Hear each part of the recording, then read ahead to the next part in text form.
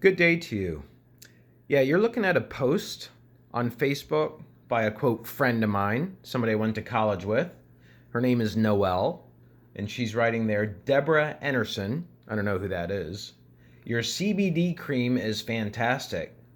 What aches and pains? Question mark. You are a genius healer.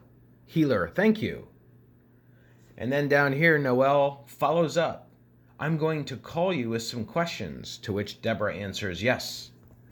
It's a very typical kind of dialogue that goes on all social media platforms, not just Facebook. It's people revealing personal information in a public setting. In this case, Noelle is revealing that she is open to CBD.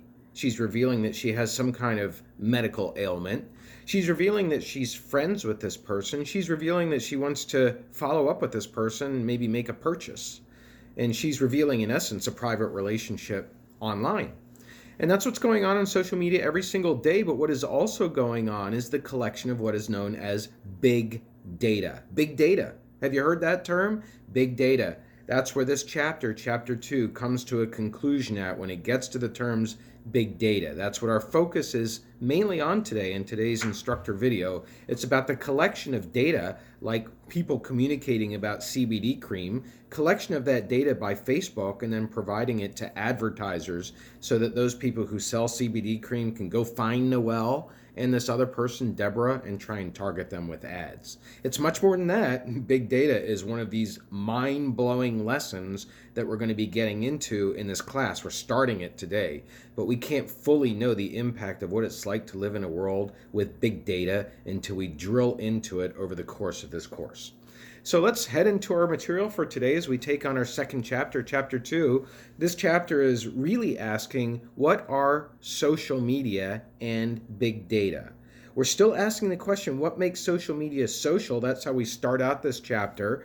And we do throw some terms out, the author does, so that we can speak the language of critically analyzing social media. Remember, when we're critically analyzing social media, we're developing a perspective for getting into this subject that is far-reaching, wide-ranging, and deep. So we can look at politics, we can look at the economy, we can look at human morality. That's all part of being critical.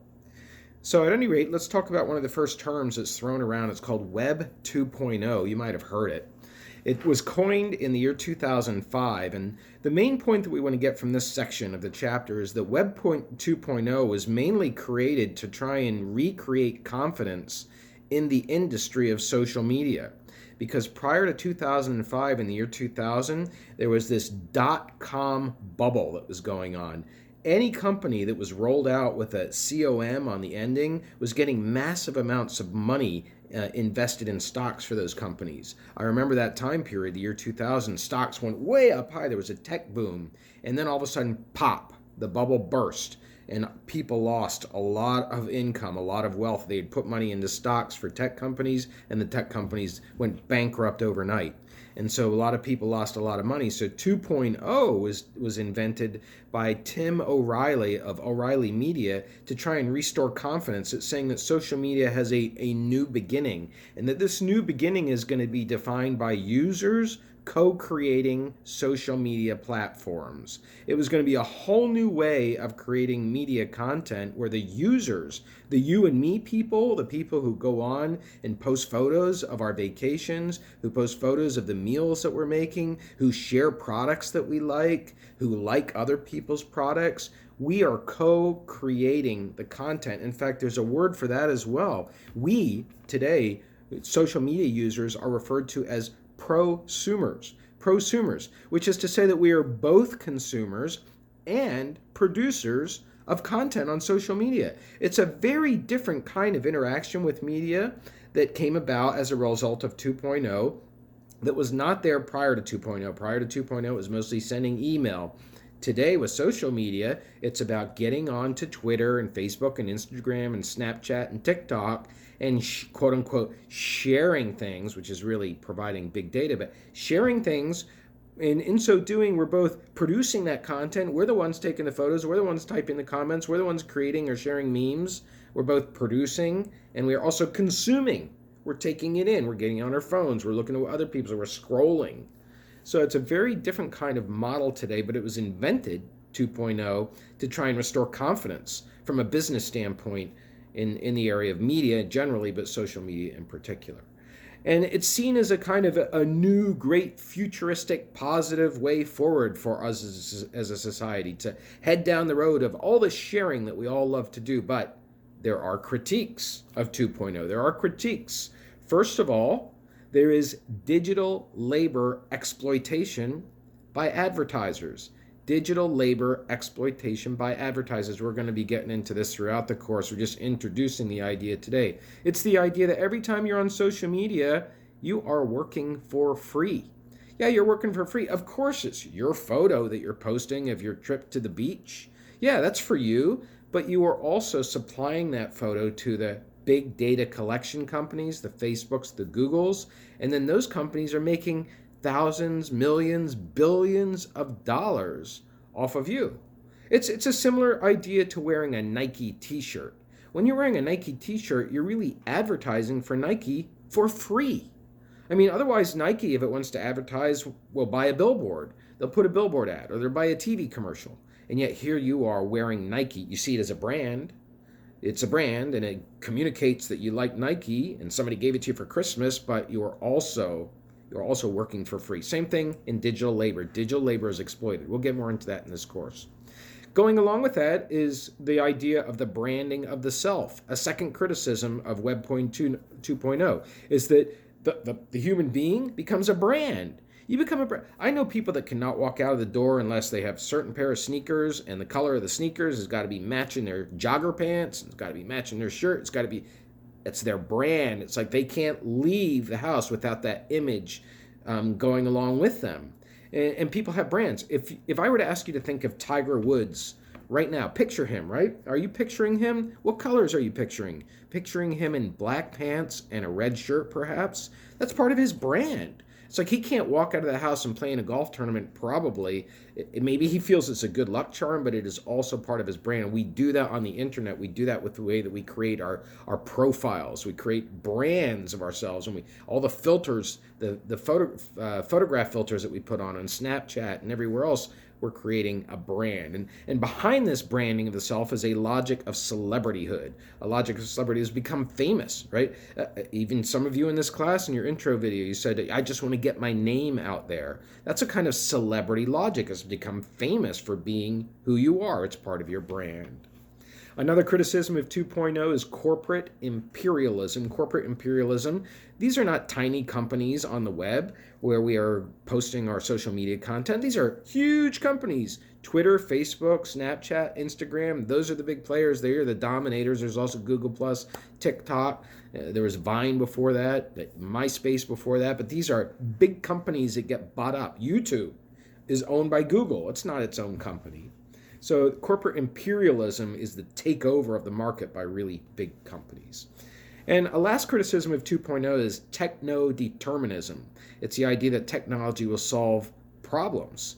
And I can tell you right here at ESU, technology is getting in the way. All the passwords that you have to remember, all the different protocols for logging on to D2L and Banner and MyESU and Warriorfish and there's a bunch of other software packages that I have to use as a chairperson. It's in the way.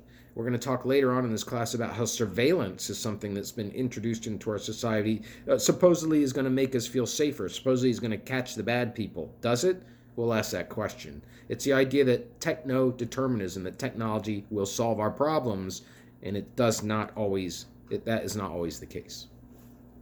All right, now to return to some of the earlier work that this book author was trying to establish in using social theory to critique social media. We're going to return to social theory now and the need for why we need to study social theory. Remember, this is a British author. He's coming from a sociological background in many cases, but he is also blending his material with the communication field. But the social theory part is coming from sociology. And it starts with the idea that social media are talked about as being social because they involve user-generated content. Social media involve user-generated content, and social media are also participatory media, which means that you can participate in the content. We've gotten across those ideas. And so that's what makes media social. And actually, there are lots of definitions that you can look at to try and drill down into social, because we use that term, but do we really understand what it means? Social media, according to Fuchs, describes a specific set of internet-based network communication platforms. These use a business model of a database built by its own users, and they, social media, enable the convergence of public and personal communication. It's one of many definitions, or a whole page worth of definitions on page 38. I mean, you look at all of them, trying to describe what social media is about. I hope you dig into those and really, as I'm saying, stretch your mind on that concept of social and what makes social media social.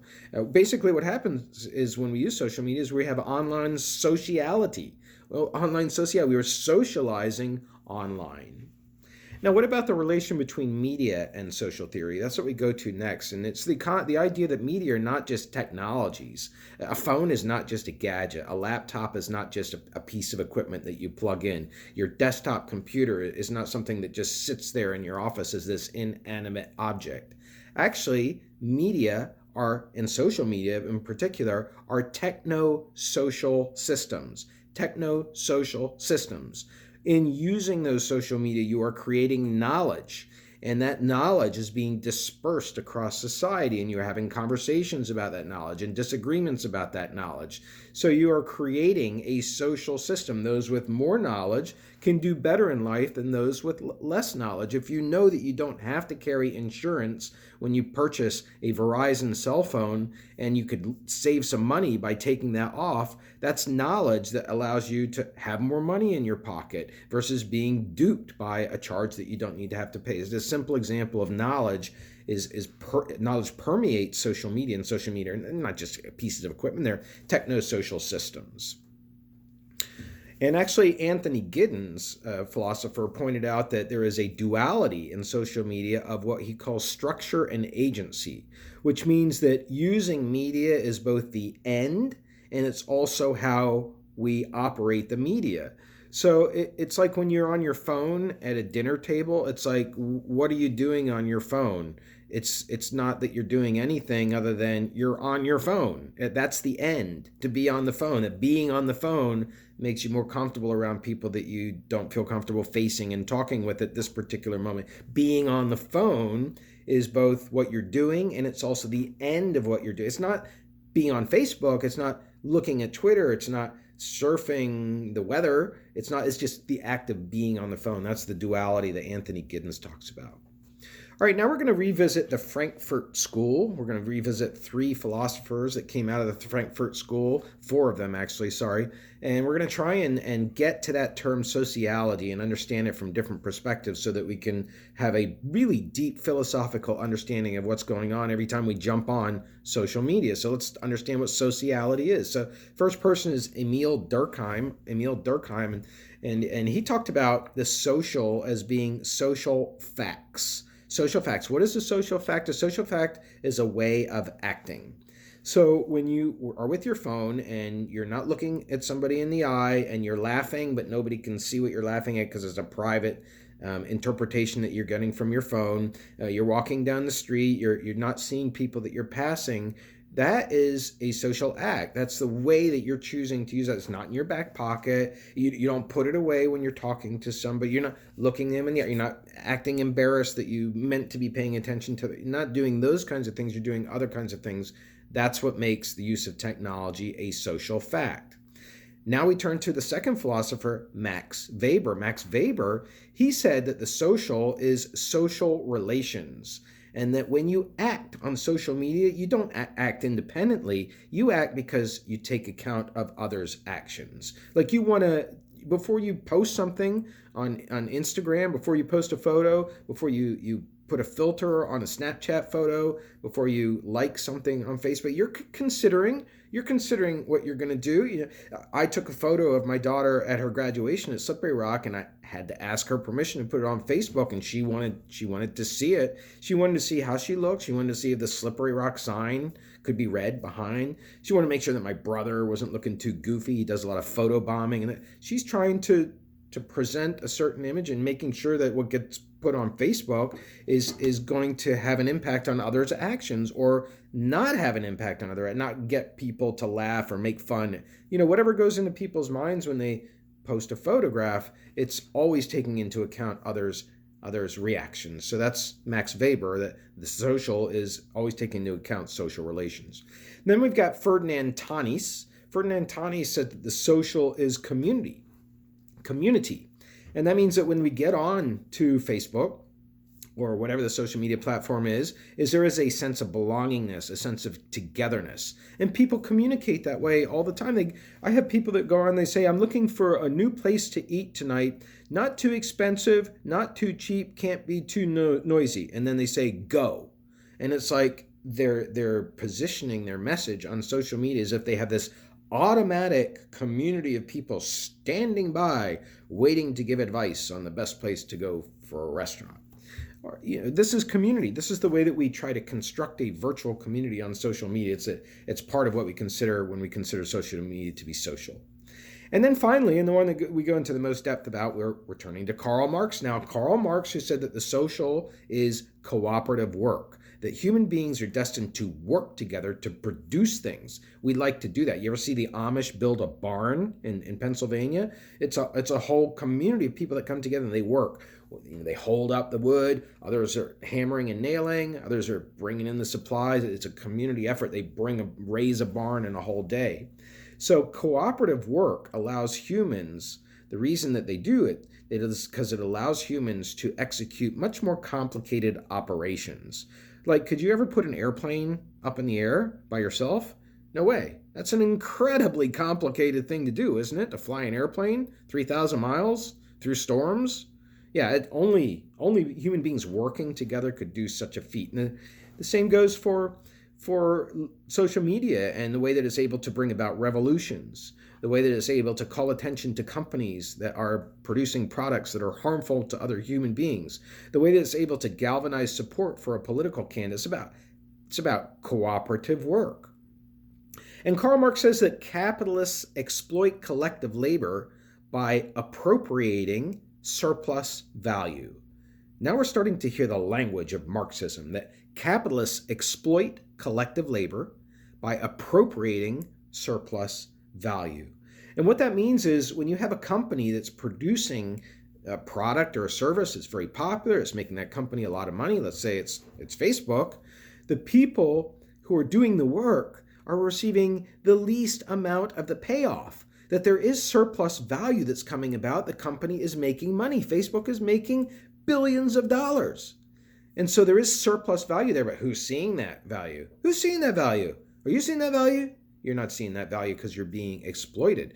Actually, you're willingly exploiting yourself by jumping on Facebook in this particular case. But that's what we're going to be untangling throughout the semester, this really big contradiction, right? That's what we do. We're studying the dialectical. We're studying contradictions. That's what we set up in the last chapter. Throughout this course, contradictions. And Marx was interested in the contradiction between cooperative work, where people work together. Many of you are working in a job right now for your Christmas presents, right?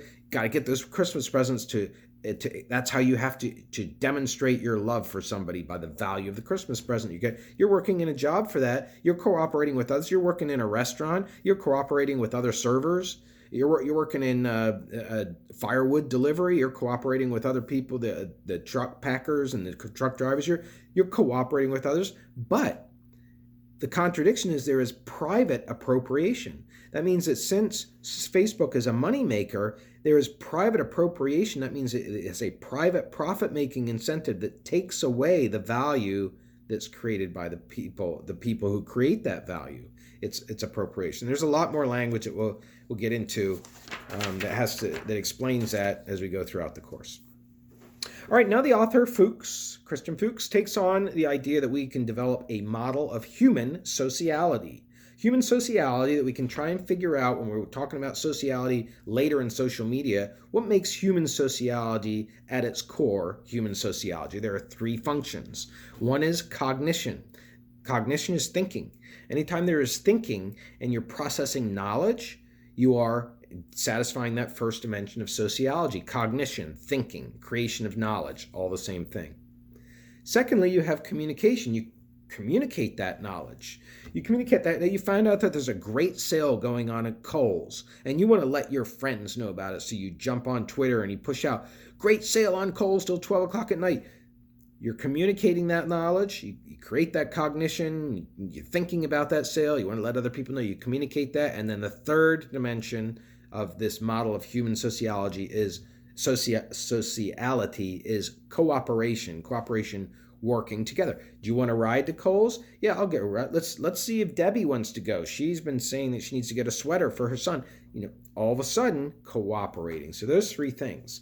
Now let's take a model and apply it to social media communication. Social media communication, let's develop a model to study social media now, and that model involves integrated sociality. Integrated sociology. And what that means is social media are enabling these three modes of sociality that we just covered. The social media enable cognition, communication, and at least the potential is there for cooperation, though that's an underserved area of the way that we use social media. So when I say that there is integrated sociology, it means that these three things come together. They are integrated: cognition, communication, cooperation into social media. Also, in developing a model of social media communication, there is what we consider to be integrated roles. Integrated roles. And this is where you have a blurring between the private and the public, a blurring between familial, family, and friend roles, a blending between intimacy and those who we are not intimacy with. There used to be strong dividing lines between when we play and when we work, between what we tell other people and what we do. Today, you'll see a person in a hospital and they've got a broken leg and they're posting a photo of it on Instagram. Now that is something that in the past it's a private. We don't want to tell we don't want everybody to know that you slipped and fell and broke your leg. We don't want everybody to have to be exposed to a broken leg. Some people, that's too hard for them to look at. It's just hurts their eyes. Not today. That's all been blended. I have people on my Facebook who are administrators here at ESU. I don't know how they ended up on there as my friends, but it totally changes what I post on Facebook now. I got to be careful if I ever go to a party and there's some kind of a beer bottle lying around. I got to really watch stuff like that now because of the blurring between my so-called friends and administrators who are on my Facebook. It's a tiny example of this blurring that's going on in the integration of roles on social media. And then finally, we have the integrated and converging of communication. The integrated and converging of communication. This is where our social roles and our activities converge. So I'm a professor, right? That's one of my roles in life. I'm a teacher, but I'm also going to Mexico over Christmas break. And when I'm in Mexico, I'm going to continue teaching this class, but I'm also taking a vacation while I'm there. And I'm also laying the groundwork for bringing my class to Mexico this summer. So I'm doing some planning. There's all these things going on together. My activities, my roles as a professor, as a traveler, as a father, all getting blended, all getting converged on social media. Now, let's return to that ominous phrase, big data, so that we can try and point ourselves in a more focused direction here with our material here. We've been laying theoretical groundwork that helps us understand social media. Now we're going to get to the heart of what I said this chapter was about, and that's about big data, those two words. Big data is the purpose of collecting big data is the idea that things can be done at a very large scale that cannot be done at a small scale. And so what big data is, it is digital data that is generated from user transactions on social media, which is to say, every time you type a keystroke, every time you post a photo, every time you share something, every time you look Yeah, you're being looked at. Every time you look at social media, you are conducting a transaction, and that information, all the ones and zeros of what you're typing, it's all being collected. Big data, it's being collected. And the term neoliberal is used in this book to describe big data ideology. Neoliberal is a term, liberal, the term itself means freedom from government. Freedom from government. Neoliberal refers to a marketplace society where government is not involved and buyers and sellers come together and the price is determined by how much people are willing to pay for a product. That's what a neoliberal marketplace is. But as we said, this is a course about critical theory. It's about critically understanding social media. So we want to understand what the ideology is, what the built-in viewpoint is, what the built-in worldview is behind big data ideology. And big data ideology says that the collection of big data is good. It's a good thing. It gives us a lot of opportunities in society, a lot of opportunities to help our economy. And what it does not talk about, the big data ideology, are the downsides of big data, like the loss of privacy. Like it's very difficult today to have any privacy whatsoever. Like the loss of democracy. Some people's opinions are being suppressed, and some people are not being able to vote. They're disenfranchised. Like the non-discussion of war and peace. We've been in Afghanistan for 18 years, longest war ever. 18 years we've been in that war. Where's that being talked about on social media? And also inequality is missing. There's a lot of inequality. What about people in inner cities who don't have access to broadband? There they are amongst some of the most powerful companies and the most advanced technologies right there where they live, and they can't get on the internet as fast as everybody else. So now let's go on to big data's political economy. Big data has a political economy. And when we discuss political economy, we're actually doing a critical political economy. Remember, political economy just looks at politics and the economy, but anytime you use that word critical, it has a moral and an ethical dimension. And so one of the points that the author starts to make about the big data's political economy is that ever since 9/11, a surveillance industry has been pushed on society. It's the idea that cameras and passwords and encryption and I am not a robot and all the other things that we go through to supposedly make us feel safer it's an industry. It's a very expensive industry. People have alarm systems on their house because they're afraid of it being broken into. And so 9/11 advanced that and advanced surveillance. The government actually listens to your phone calls if you make a phone call overseas because of the Patriot Act. And so that's the kind of big data that's being collected. It's data collection with no limits. And Facebook and Google, that's what they're all about. They're all about collecting big data. I have a friend who works for IBM. She works for IBM in El Paso, and that's her job. Her job is to mine the big data that she purchases from Facebook to find out if she mines data from people who potentially will purchase IBM products. That's what she does. Now let's turn our attention to finish off this video lecture with big data's dangers. Remember, we're being critical. We're being critical, which means we discuss ethical implications of big data. First of all, big data creates a consumer culture. How many of you right now are in the throes of that? You have this incredible pressure to buy things. And people may say to you, what do you want for Christmas? If you're celebrating Christmas, it may not be a holiday you celebrate, but many people do. And people may say, what do you want? And you say, oh, nothing. I have everything I need. But you really do maybe want something. It's a consumer culture we live in. We have terms like retail therapy. Think about that. We use a term, we laugh about it, but it's the idea that you can get broken up with by a boyfriend or girlfriend or have a terrible day at work. You feel terrible, and you can go out and buy something. That's my therapy. I'm going to buy something to feel better. And so the consumer culture is just further perpetuated by social media and all the pop-up ads that you're getting all day long, the sponsored links, the people that are supposedly trying to talk to you and with no hidden motives, but they're really trying to sell you something. That's a consumer culture. Secondly, there is an instrumental reason that comes along with big data, an instrumental reason based on algorithms. You know what it's like when you search for something on the web and all those sponsored links come up, and then there's this whole idea of search engine optimization or SEO. Our master's degree program here at ESU, we spend a lot of time on our webpage just trying to, quote, optimize the search engine possibilities that people will come across our master's degree when they get to it. And the problem is that algorithms don't take into account people's feelings. It doesn't take into account human beings' actions. It doesn't take into account morals or ethics. It's a devoid of human compass activity, an algorithm. This is a mathematical formula that determines search results.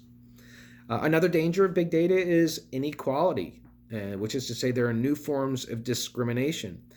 I can tell you, senior citizens, they're discriminated against. My mom, if she wants to pay her electric bill, it's cheaper for her to pay it online because she can use her debit card, but that assumes that at the age of 89 that she's going to know how to go online, and then it's going to tell her she needs to receive a text message to authenticate that it's really her signing into her account. No, there's a whole category of senior citizens that are locked out. They don't have equality on social media, so there is inequality there. Next up is surveillance. I've already mentioned surveillance, but the author refers to surveillance as introducing the idea that you're guilty until proven innocent.